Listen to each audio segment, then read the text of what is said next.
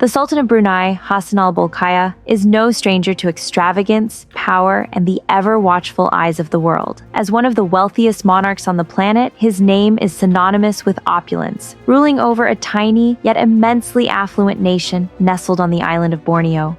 But behind the golden gates of Istana Nurul Iman, the world's largest palace, lies a saga of love, loss, and an unexpected transformation that has left even the mighty Sultan shaken to his core. And at the heart of it all, Azrinaz Mazhar Hakim, the woman who once walked in as a queen and walked out as a completely different force of nature. What happened to her? Why is the Sultan reportedly overwhelmed with emotions? And how did Azrinaz turn a royal tragedy into the ultimate comeback story? Buckle up, because this tale isn't your typical rags to riches, or in this case, riches to reinvention story. This is the incredible transformation of Azrinaz Mahar that led the Sultan of Brunei to tears. The royal fairy tale that wasn't meant to last. Picture this, it's 2005. Azrinaz Mazhar Hakim, a young and accomplished journalist from Malaysia, is climbing the ranks of media prominence. Smart, charismatic, and driven, she had made a name for herself on TV3, one of Malaysia's leading television networks. She was a natural in front of the camera.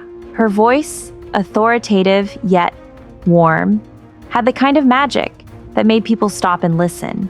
She was destined for greatness in the world of journalism, or so it seemed. Enter the Sultan of Brunei, Hassanal Bolkiah, with an estimated net worth that would make billionaires feel like mere peasants.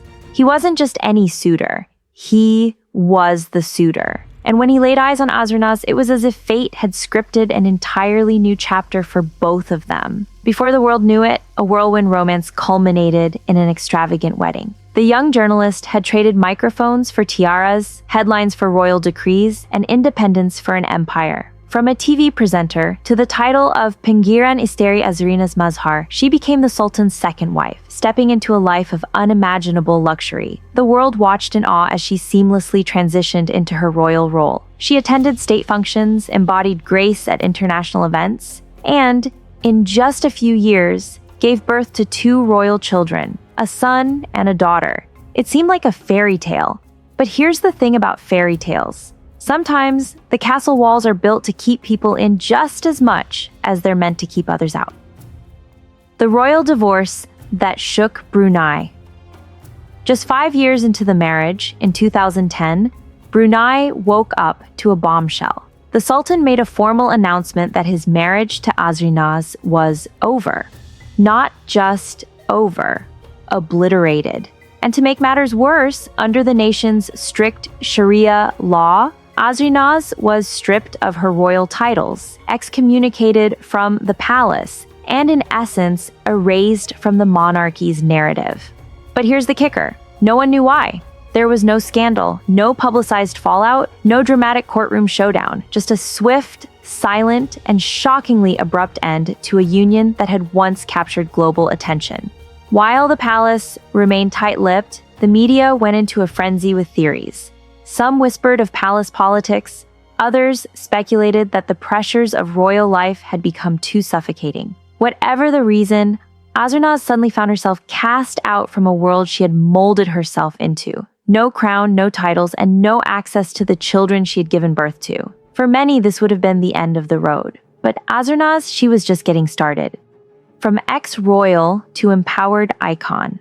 Most people in her situation would have disappeared into the shadows, but Azrinaz had a different plan. Instead of wallowing in the heartbreak, she took control of her narrative and embarked on a journey of self-reinvention. And oh, did she do it in style? First, she returned to the career she had once put on hold. With a resilience that can only be admired, she stepped back into the media industry. Not as a struggling ex-royal, looking for a second chance, but as a seasoned powerhouse who understood how narratives were shaped. Her new chapter in the media world wasn't just about reclaiming her identity, it was about rewriting it entirely.